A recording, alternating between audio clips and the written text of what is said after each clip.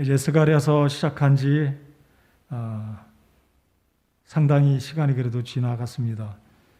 세 달 가까이 되어 가는데 이제 오늘 13장하고 다음 주 14장을 끝으로 스가랴서를 마치겠습니다. 스가랴서를 마치면 일전에 제가 말씀드린 대로 말라기서를 함께 공부하겠습니다. 그래서 학개, 스가랴, 말라기 이 세 권은 성전 건축 이후에 쓰여진 동시대에 학개, 스가랴, 말라기 선지자가 유다 백성들 바빌론 포로를 돌아온 유다 백성들에게 주고 있는 말씀이기 때문에 함께 묶어서 스가랴가 마치면 이제 다다음 주부터 학개서 말라기서 말씀을 살펴보겠습니다. 말라기는 4장이기 때문에 그리 길지 않게 시간이 많이 소요되지 않으리라고 생각합니다.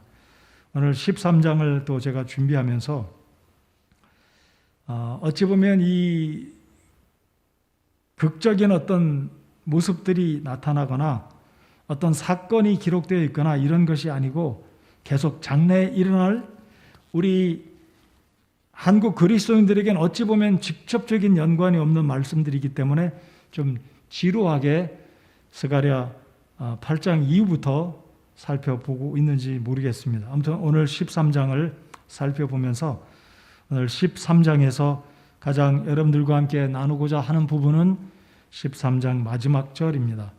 하나님의 이름을 부르는 인생들이 되어야 되겠다는 사실을 특별히 어려운 시국을 맞아서 하나님의 이름을 부르는 하나님의 성도의 삶을 살아가야 되겠다. 오늘 제가 13장을 준비하면서 참 어떤 말씀을 우리 성도님들에게 복 있게 은혜스럽게 격려와 도전이 되는 말씀을 나눌까 계속 묵상하고 관찰하고 해도 뭐 이렇게 특별한 게 나오는 게 아닌데 마지막 끝부분에 이제 7절로 9절까지 보니까 하나님의 이름을 부르는 부분에 대해서 오늘 우리 성도님들 여러분들에게 하나님께서 우리를 또 격려해 주시는 말씀이 되기를 바랍니다. 자, 이 13장 1절은 사실은 12장과 연속 선상에 있습니다. 그래서 우리가 성경을 보실 때 장절에 국한돼서 매일 필요는 없다고 생각합니다. 아무튼 이 12장에서 예루살렘의 12절에 보면 그 땅이 애통하되 가족마다 따로 애통하리니 성령이 임재하면 오순절날 이제 하나님께서 10절부터 12장 10절부터 말씀하고 있지 않습니까? 하나님의 성령이 임재하시면 예루살렘에 애통하는 회개하는 역사가 일어날 것이다 라고 말씀을 해서 지난주에 말씀을 드렸던 것처럼 사도 베드로가 오순절날 설교했을 때 제가 아무래도 더워서 옷을 벗어야 될 것 같습니다. 그래서 사도행전 2장에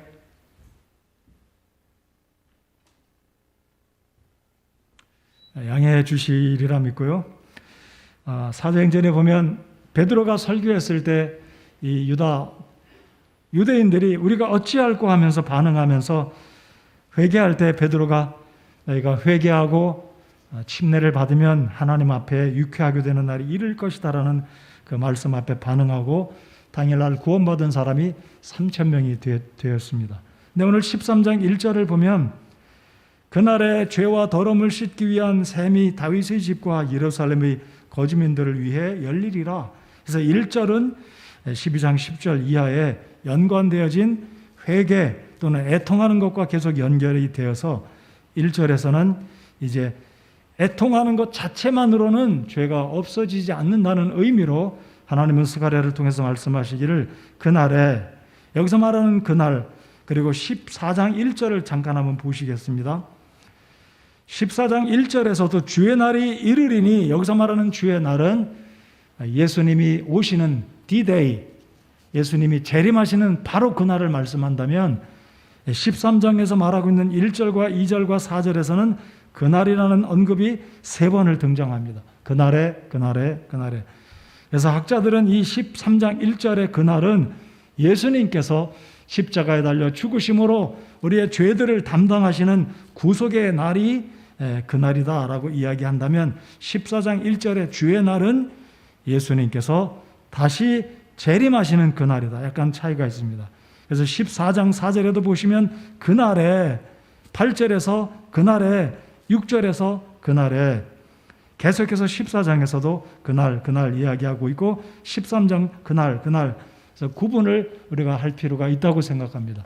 그래서 13장에서 언급하고 있는 그날은 예수님께서 십자가 달려 우리의 죄들을 담당하신 그날을 말씀하고 있다면, 14장에서 말하는 주의 날 또는 그날은 예수님이 오시는 날, 재림하는 날을 말씀하고 있다. 그 구분을 우리가 지으면 좋겠습니다.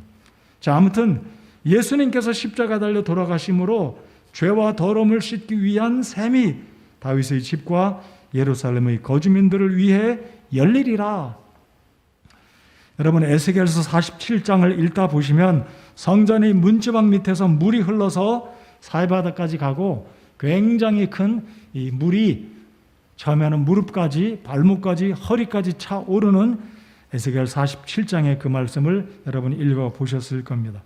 근데 오늘 이 에스겔서 47장에 있는 그 말씀은 문자 그대로 하나님의 성전에서 흘러넘치는 문자 그대로의 물이라면, 여기 스가랴 13장 1절에서 언급하고 있는 죄와 더러움을 씻기 위한 셈, 이 셈은 예수 그리스도께서 십자가 달려 죽으셔서 피 흘려 주심으로 우리를 정결케 하는 그 의미의 상징적인 말씀으로 우리가 보시면 되겠습니다. 그래서 이제 12장에서 언급한 애통 자체가 우리의 죄를 깨끗하게 정결하게 씻는 것이 아니라 그날의 죄와 더러움을 씻기 위한 셈이 다윗의 집과 예루살렘의 거주민들을 위해 열리리라.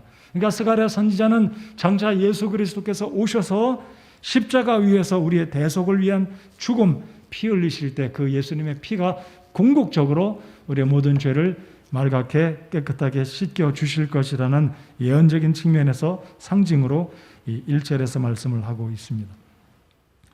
자, 그래서 이제 이 스가랴 선지자는 이제 1절 이하에 이제 2절부터 마지막 때에 있을, 즉 예수님이 다시 오시게 되면 초림 때에 어떤 일이 있을 것인지 2절부터 6절까지, 그리고 7절부터 9절까지는 이제 두 번째 문단으로 목자, 구원자 되신 우리 하나님 또는 예수 그리스도를 이야기하면서 13장을 마무리 짓고 있습니다. 자, 그러면 2절부터 6절까지 보시면 2절에서 그날에 내가 그 우상들의 이름들을 그 땅에서 끊어 그것들이 더 이상 기억되지 못하게 하며, 여러분 이스라엘 백성들 북왕국과 남왕국이 우상 숭배를 지독히 함으로 결국 하나님은 북왕국을 멸망시키셨고 남왕국 유다 또한 하나님께서 심판하셨습니다. 근데 이 유다 백성들이 바빌론에서 포로 생활을 마치고 예루살렘으로 돌아왔을 때 그 이후로는 이들이 우상을 숭배하지는 않았습니다. 그래서 성경을 보면 우상 숭배를 하는 그 시각, 그 장면들은 북왕국이 멸망하기 전후, 그리고 남왕국 유다가 멸망하고 바빌론으로 포로로 잡혀갔던 그 무렵 이전까지는 백성들이 우상을 숭배하지만 바빌론에서 돌아온 이후로는 유다 백성들 가운데 예루살렘에서 우상을 만들어서 섬기지는 않았습니다. 그런데 오늘 2절에 보시면 그날에 내가 그 우상들의 이름들을 그 땅에서 끊어 그것들이 더 이상 기억되지 못하게 하며 또 대언자들과 부정한 영을 그 땅에서 사라지게 하리라 라고 말씀하십니다. 이것은 이제 구약 바빌론 포로 이전에 우상을 섬겼던 이스라엘 백성들의 죄를 근절시키시고 새로운 신약시대 예수 그리스도가 오시는 그때에 유대 땅에서는 우상 숭배가 없게 될 것을 하나님은 스가랴를 통해서 선포하고 계십니다. 이제 3절을 보시면 또 어떤 사람이 여전히 대언을 하면 그를 낳은 그의 아버지와 어머니가 그에게 이르기를 내가 주의 이름으로 거짓을 말하니 살지 못하리라 하고 그가 대언할 때 그를 낳은 아버지와 어머니가 그를 찌르리라. 그러니까 이 바빌론 포로 바빌론 유수 전후에는 거짓 선지자들이 활동하였습니다. 예를 들면 예레미야 선지자 시대 때 평안하다 평안하지 않지 않았습니까? 임박한 하나님의 진노 심판의 칼이 놓여 있었는데 거짓 선지자들은 말하기를 평안하다, 잘 될 것이다, 거짓말로 하나님 말씀을 증거하였던 모습을 기억합니다. 자, 그래서 이 3절에서는 3절에서 이제 하나님께서는 당시의 스가랴 선지자 시대 그 전으로 거슬러 올라가서 일지라도 어떤 사람이 하나님의 이름을 빙자해서 거짓으로 예언을 하게 되게 되면 그를 낳은 부모가 그를 칼로 찌르리라 하고 있는 이 말씀은 구약시대에 있어서 거짓으로 예언하는 자들이 그의 친척들 근친이라도 서슴지 않고 아주 엄중한 벌을 내렸던 그 정신을 스가랴가 다시 언급하면서 이것은 문자 그대로 칼로 찌름을 가리킨 것이 아니라 신약시대에도 이제 예수님의 이름으로, 주님의 이름으로 거짓 예언하는 근친일지라도 미움을 받게 될 것이다. 그래서 앞으로 예수 그리스도가 오시는 그 초림의 시대에는 거짓 선지자들의 활동을 우리 주께서 막으시겠다는 측면으로, 우리 주님이 친히 오셔서 하나님의 말씀을 증거해 주시겠다는 측면으로 스가랴 선지자가 이 당시 구약 성경 시대 때 존재했던 거짓 선지자들을 이스라엘 백성들이 엄중하게 다스리고 징계했던 것을 이제 스가랴를 통해서 신약 시대에 하나님께서는 거짓 선지자들을 허용치 않으시겠다는 측면으로 말씀을 하고 계십니다. 그래서 4절에 보시면 또 그날에는 대언자들이 대언하였을 때에 저마다 자기 완상을 부끄러워하며, 방금 말씀드렸듯이 여기서 말하는 그날 4절과 2절과 1절의 그날은 이제 신약 시대 때 초림하실 예수 그리스도의 시대, 그 시대를 언급하고 있습니다. 그래서 스가랴 선지자의 생존한 시기로부터 장차 예수님이 오실 신약 시대에는 선지자가 불필요한 때가 될 것이다라는 측면으로 이 말씀을 하고 계십니다. 우리 히브리서 1장을 잠깐 열어보시겠습니다. 히브리서 1장 1, 2절을 보시면 이제 하나님께서는 구약시대를 종식시키시고 신약을 맞아서는 어떤 측면으로 하나님의 백성들에게 말씀을 전하시는지 히브리서 1장 1, 2절에 말씀을 합니다. 다 피셨으면 히브리서 1장 1절 2절을 같이 읽겠습니다. 시작. 지나간 때에는 여러 시대의 다양한 방식으로 대언자들을 통하여 조상들에게 말씀하신 하나님께서 이 마지막 날들에는 자신의 아들을 통하여 우리에게 말씀하셨으며,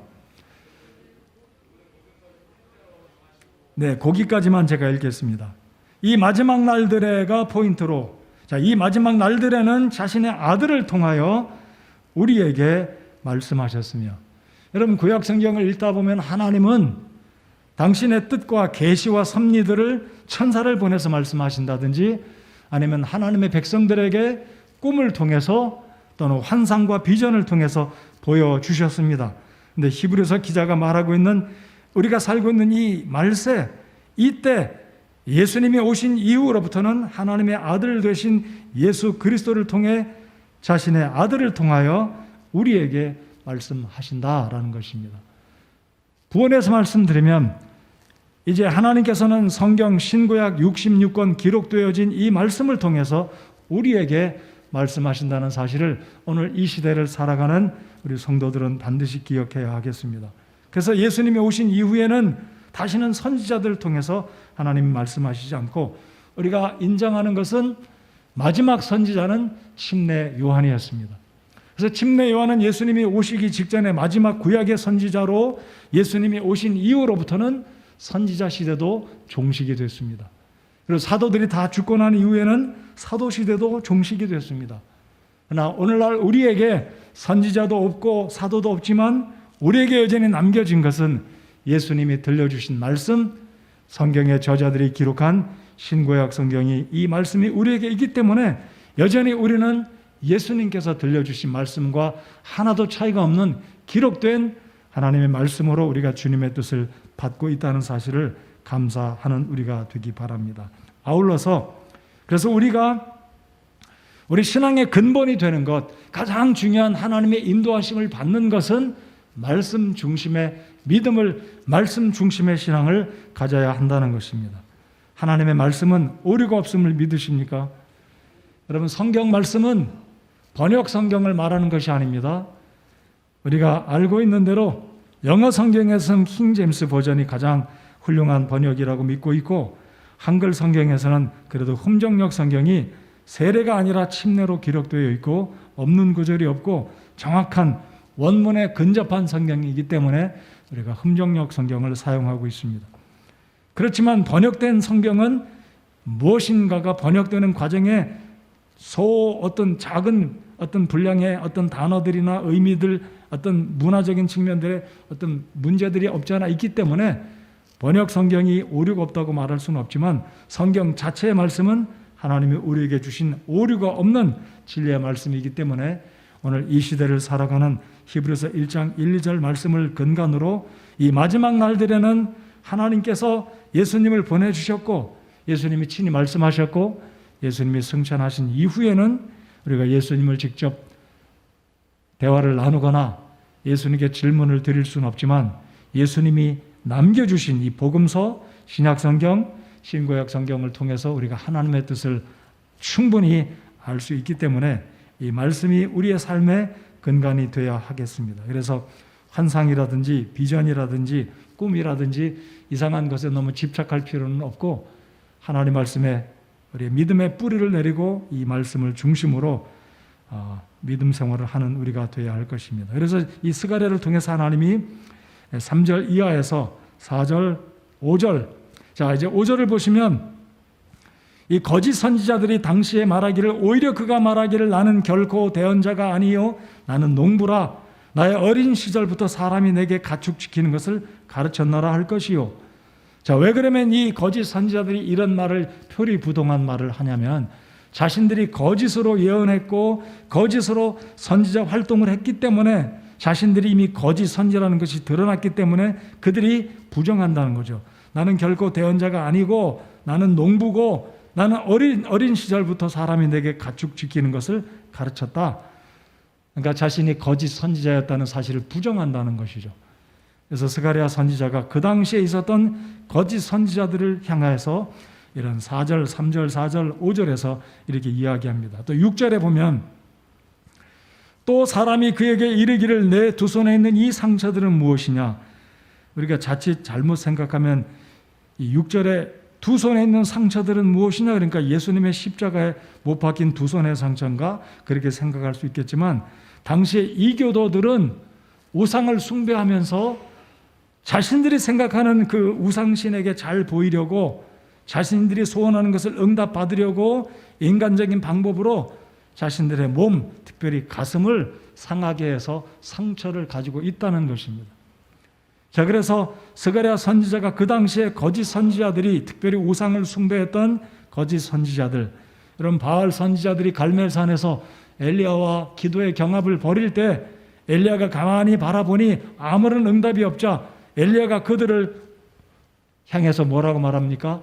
너의 신들이 잠자러 갔나 보다, 여행하고 있나 보다, 더 큰 소리로 불러라 할 때 그들이 소리를 지르고 뛰고 자신들의 몸을 상하게 했다 그랬습니다. 그러니까 우상 선지자, 이 우상을 섬기는 거짓 선지자들은 당시에도 자신들의 몸을 상하게 했다는 겁니다.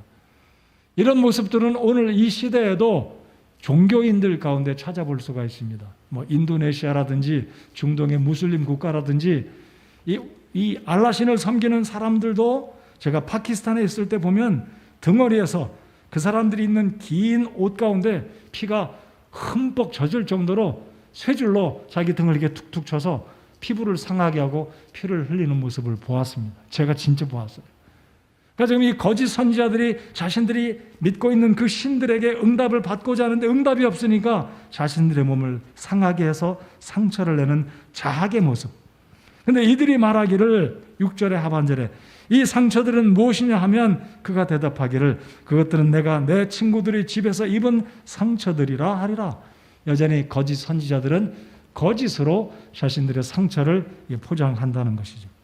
그러니까 그만큼 이 당시에 거짓 선지자들이 우상을 섬기고 거짓말로 예언을 하였지만 예수 그리스도가 오실 때는 예수님이 친히 사람의 몸을 입고 오셔서 진리의 말씀을 증거해 주신다는 것입니다.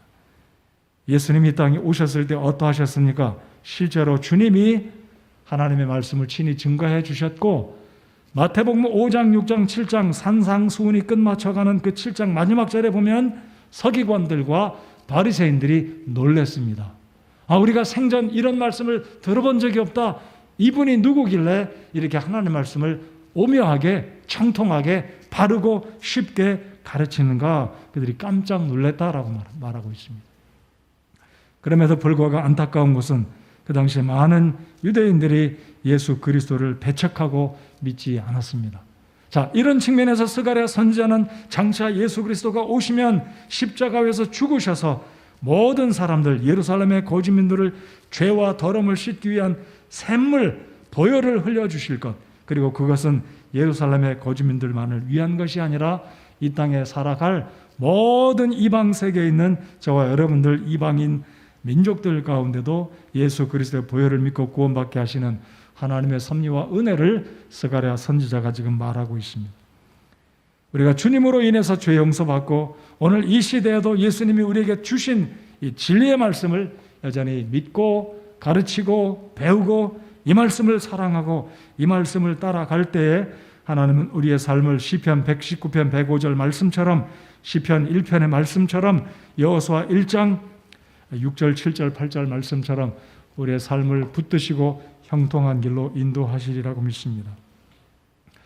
제가 서너 달 전에 우리 주일학교 아이들 암송구절을 만들어 보겠다고 그랬는데 이제 거의 다 만들었습니다. 1000구절을 만들어서 이제 주제가 약 55개 주제가 됩니다. 그래서 55개 주제, 각 주제에 맞게끔 성경 구절을 이제 편집을 해서 조만간에 조그만 책으로 만들어지게 되면 우리 성도님들 그 책을 구해서 우리 학생들이 좀 우리 주일학교 초등부, 중고등부 학생들 암송 요절을 외워서 거기에는 영어 성경 구절들 제가 100구절을 뽑았습니다. 유명한 영어 성경 구절을 다 뽑을까 하다가 그냥 쉽게 요한복음에서만 문법적으로 필요한 구절, 외우기 쉬운 구절, 유명한 구절들을 요한복음에서만 영어 성경 구절 100구절, 그래서 한글 구절 1000구절을 뽑았습니다. 그래서 책이 만들어지면 우리 성도 여러분들, 특별히 주일학교 자녀들, 중고등부 학생들 하루에 한 구절씩 꼭 외울 수 있도록 제가 언젠가 시도할지는 모르겠지만 우리 중고등부, 유초등부 아이들 영어 성경 구절 암송대회 또는 성경 구절 암송대회를 우리가 이제 예배가 자유스럽게 되면 온 성도들이 모인 가운데 우리 아이들이 암송 요절 그 외우는 대회를 해가지고 암송 요절을 정말 더 잘 외우는 학생들에게는 푸짐한 상을 한번 주는 암송 대회를 하면 얼마나 좋을까 생각합니다. 그래서 우리 성도 여러분들, 우리의 삶에 지침이 되고 뿌리가 되는 것은 여전히 뭐니 해도 살아계신 하나님의 말씀인 줄 믿습니다. 말씀이 우리의 삶을 붙들고 그 말씀 앞에 우리의 삶을 맡겨드릴 때 하나님은 우리를 그 말씀으로 인도해 가시리라고 믿습니다.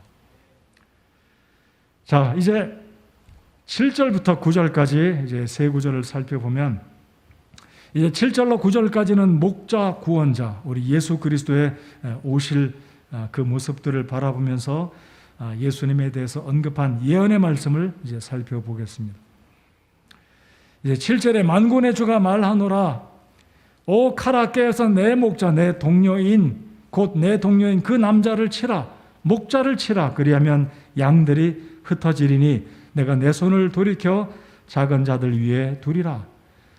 목자를 치라 그리하면 양들이 흩어지리니 이 구절은 예수님께서 인용하신 구절입니다. 예수님은 스가랴가 언급했던 이 구절을 아시기 때문에 겟세마네 동산에서 붙들리신 예수님께서 제자들 앞에서 그런 말씀을 하시지 않았습니까? 목자를 치면 양들이 흩어질 것인데 바로 예수님은 당신이 붙잡히실 그날을 인식하시고 베드로와 야고보와 요한과 예수님의 12 제자들에게 너희들이 흩어질 거니까 조심하라, 두려워하지 말라. 예수님의 마음은 흩어지지 않기를 바라셨습니다. 그러나 예수님이 이미 알고 계셨습니다.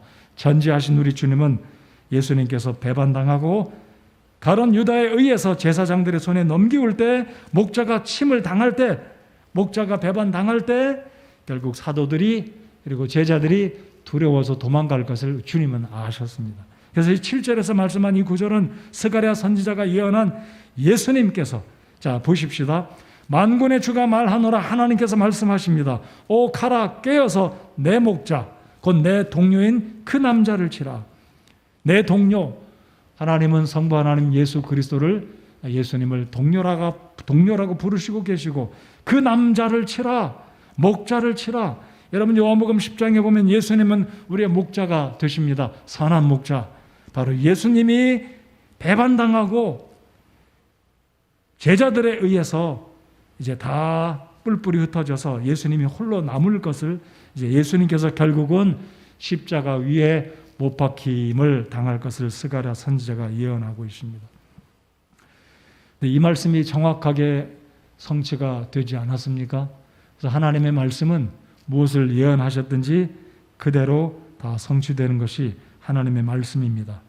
하나님의 말씀은 거짓됨 없이 대조적으로 그 위에 있는 구절들은 거짓 선지자들은 거짓말하고 속이고 가짜 이야기를 하지만 우리 하나님은 무엇을 말씀하시든지 그대로 정확하게 성취되는 말씀인 줄 믿습니다. 그래서 우리가 사랑하는 이 말씀, 앞으로 성취되지 아니한 예수님의 다시 오심, 예수님의 오실 것을 예하는 그 말씀은 정확하게 초림 때 예수 그리스도가 오셔서 성취하셨듯이 다시 오실 예수님에 관한 말씀 또한 성취될 줄을 믿습니다.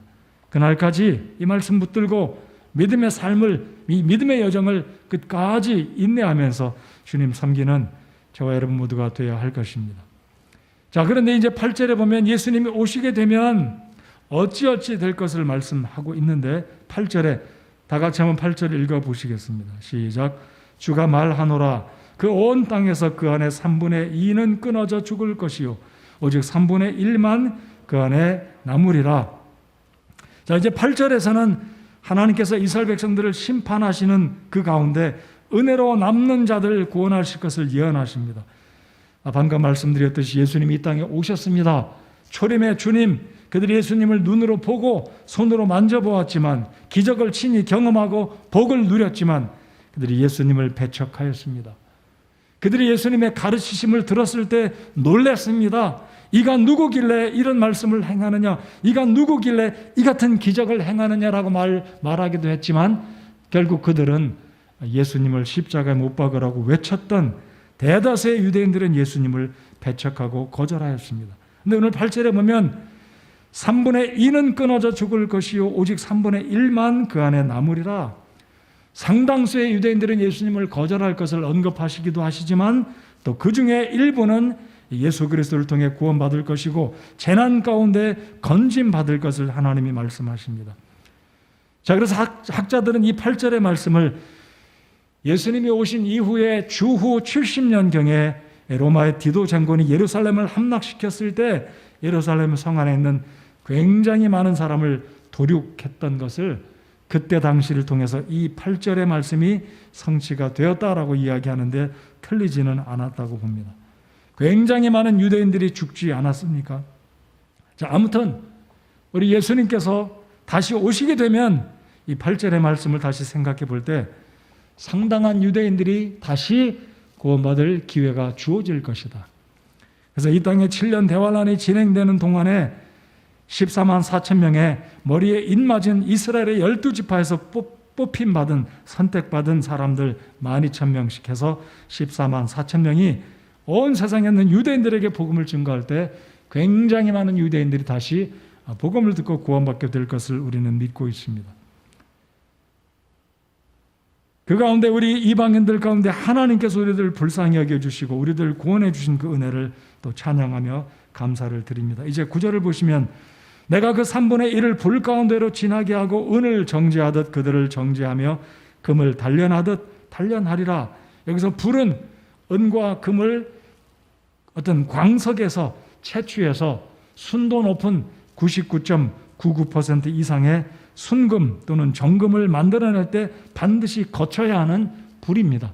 불로 태우고 녹여서 순금과 순은을 정제해서 걸러내듯이 불은 하나님의 성도들을 단련하는 연단하는 상징적인 말씀으로 말씀하고 계십니다. 그래서 우리가 어려운 이 시대를 살아가면서 우리가 유대인들은 아닐지라도 우리 구원받은 이방인들 가운데 복음을 듣고 예수 그리스도를 나의 구주로 믿고 구원받은 하나님의 백성들은 여전히 하나님의 말씀 안에 주의 섭리와 뜻 가운데 연단받을 때 욥이 말했듯이 하나님이 나를 단련하신 후에는 정금같이 나올 것이다. 그래서 하나님은 여전히 이 시대에도 유대인이 됐든 그리스도인이 됐든 이방인 가운데 구원받은 성도가 됐든 하나님은 여전히 우리들을 단련하시고 귀중한 일꾼으로 귀중한 그릇으로 쓰시기 위해서 우리들을 정죄하고 단련하고 계신다. 자, 이제 마지막으로 아까 서두에 말씀드렸던 그들이 내 이름을 부르리니, 결국 유대인들이 많은 숫자가 초림의 예수 그리스도를 거절하고 배척했지만 결국에 가서는 유대인들이 주님 앞에 돌아와서 하나님의 이름을 부를 것이고 메시아 예수 그리스도의 이름을 부를 것을 스가랴 선지자가 이야기하고 있습니다. 그들이 내 이름을 부른다. 여러분, 사람이 편할 때는 하나님 이름을 안 부릅니다. 부를 일이 없으니까요. 아쉬운 게 없으니까요. 여러분, 사람이 절박해야 뭘 찾아요? 절박해야 누군가 의지합니다. 여러분, 절박한 순간들을 몇 번 맞아 보셨습니까? 여러분, 살아오시면서 정말로 내가 이 순간은 내가 뒤돌아볼 때 절박했었다, 그런 게 몇 번 있었는지 한번 돌아보시기 바랍니다. 저는 몇 번 있었어요. 절박한 순간. 저희 어머님이 뇌출혈로 혼수 상태에서 7, 8시간 계실 때 절박하게 하나님께 기도했고 어머니를 살려주시기를 하나님께 기도했는데 하나님이 어머님을 그냥 데려가시더라고요. 천국에 가셨습니다. 구원받으시고. 그때도 굉장히 절박한 순간이었습니다. 우리가 인생에 사업을 하다가 아니면 몸에 건강이 생겨서 이상 문제로, 아들의 문제로, 딸의 문제로, 부모의 문제로 정말로 절박한 순간이 오면 하나님을 부르게 됩니다. 근데 때때로 이런 절박한 순간이 우리에게는 이런 순간들은 없으면 좋겠다. 너무나 고통스러우고 괴로우니까. 여러분, 그때를 우리가 복 있는 시간이다 라고 인식할 필요가 있습니다. 내가 절박해야 전능하신 하나님을 찾고 하나님의 이름을 부르기 때문입니다. 그러지 않으면 우리는 하나님을 안 불러요. 하나님을 안 찾습니다. 모든 게 잘 되니까, 모든 게 평안하니까, 그냥 대충만 조금만 해도 하나님이 나를 복 주실 것 같으니까 절박하게 하나님을 안 찾는다는 거죠. 그래서 오늘 이 저녁에 우리가 생각해 볼 것은 내가 하나님을 부르는 순간, 이 위기의 순간, 고통의 순간, 정말 괴로운 순간들이 와서 하나님의 이름을 부르지 않으면 안 되는 순간이 지금은 괴롭고 고통스럽고 눈물이 나오는 순간이지만 그때가 때로는 축복의 시기이다 라고 긍정적으로 기억하고 믿음으로 받아들이시는 여러분 모두가 되기 바랍니다. 우리 창세기를 한번 잠깐 열어보시겠습니다. 창세기 4장 26절을 보시겠습니다. 창세기 4장 26절에 보면 셋의 후손들 가운데 에노스가 탄생한 이후에 비로소 이 땅 위의 사람들이 하나님의 이름을 부르기 시작합니다. 다 찾으셨으면 창세기 4장 26절을 다 같이 읽겠습니다. 시작. 셋에게도 아들이 태어나매 그가 그의 이름을 에노스라 하였으며 그때 사람들이 주의 이름을 부르기 시작하였더라. 여러분, 이 끝 구절을 잘 보십시오. 그때부터 사람들이 하나님의 이름을 부르기 시작했다라는 겁니다. 이 말을 뒤집어 본다면 에노스가 태어나기 전에는 사람들이 하나님의 이름을 안 불렀다는 겁니다. 무슨 이야기인지 이해가 되십니까? 하나님의 이름을 안 불렀다는 의미는 자기 능력 의지에서 자기 실력으로, 자기 재주로, 자기 환경 가운데 하나님 의지하지 않고 그냥 살았다는 거예요. 근데 이 구절을 더 잘 이해하려면 25절부터 보시면 지금 아벨이 죽고 난 이후에 하나님께서 에노스를 주셨는데 셋을 주시지 않았어요? 셋은 아벨을 대신해서 믿음의 계보를 이어갈 여인의 후손이 태어날 셋의 후손에 아브라함에게 하나님이 주신 믿음의 씨의 그 계보를 하나님 말씀하신 겁니다. 여러분, 여기 셋이 태어나지 않는다면 예수 그리스도가 유다의 혈통에서 태어날 수가 없는 겁니다. 두 종류의 후손밖에 없어요. 가인의 후손과 셋의 후손.